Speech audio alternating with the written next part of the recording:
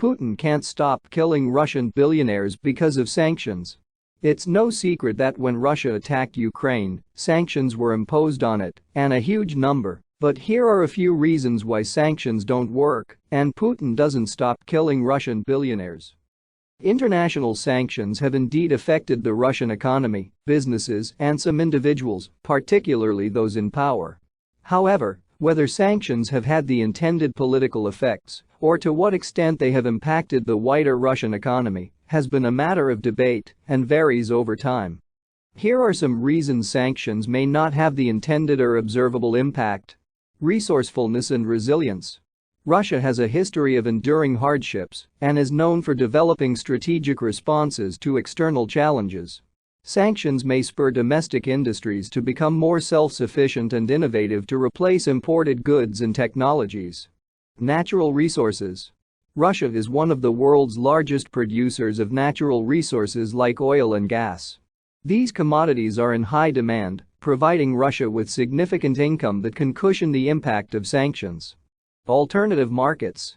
Russia has been building stronger ties with non-Western countries, such as China, India, and Brazil, potentially mitigating the impact of Western sanctions by diverting trade and investment to alternative partners.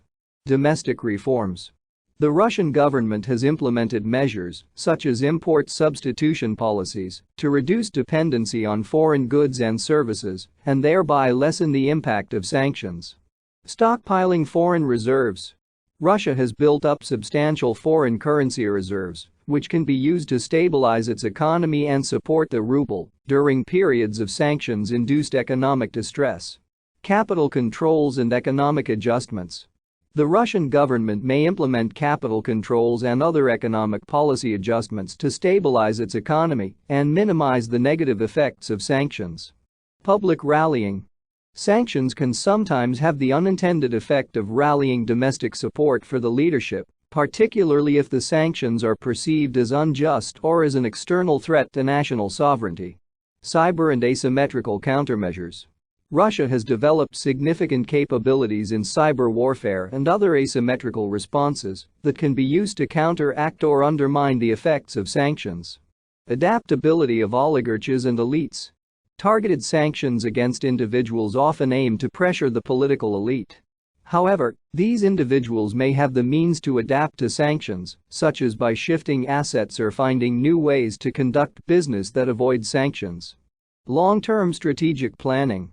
The Russian government may view resistance to sanctions as part of a longer-term strategic contest with the West and is prepared to tolerate certain economic costs as a result.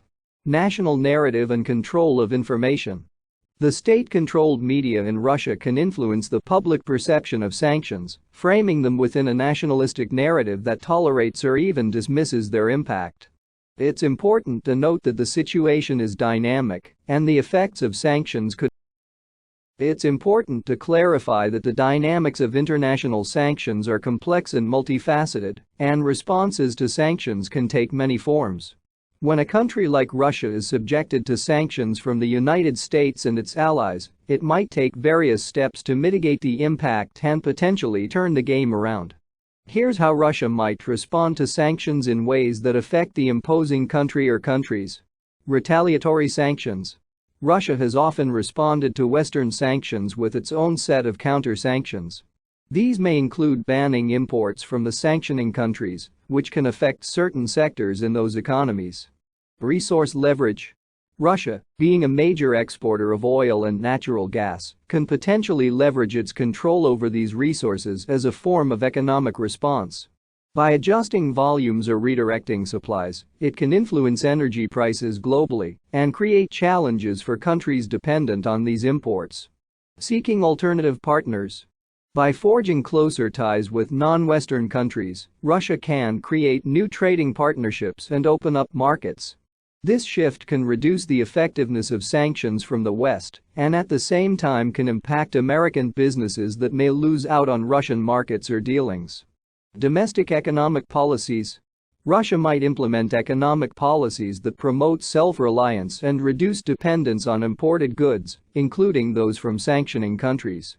Over time, this can lead to the development of industries that compete with American businesses. Reputation and prestige. Russia could use the sanctions as a way to build its image as a power that stands up to Western dominance, potentially influencing other countries to view it as a leader against perceived Western hegemony. Attracting foreign investment. By creating favorable conditions for non-Western investors or by offering better terms to countries not participating in sanctions, Russia can attract investment that might otherwise go to American markets. Influencing global institutions. Russia could work within international bodies and institutions to advocate for policies and rules that favor its interests or complicate American policy goals. Cyber operations. Although not a formal tit-for-tat response to economic sanctions, Russia has significant cyber capabilities and could engage in cyber operations that indirectly impact American economic interests. Asymmetric warfare and proxy conflicts.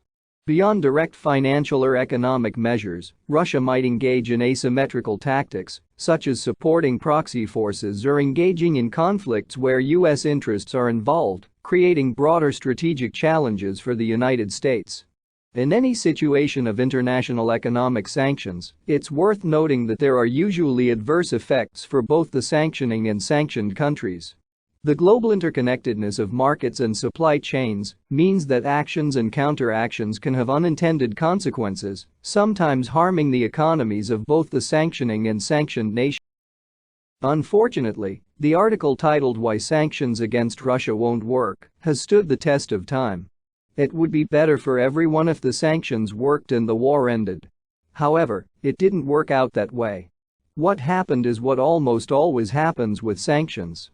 In the show, a supporter of sanctions said that these economic decrees work because the Russian economy is collapsing. It is true that the Russian economy is shrinking, down 3.7% in the last quarter, compared to 3.5% growth in the first quarter of 2022, according to Trading Economics. This should not be too surprising.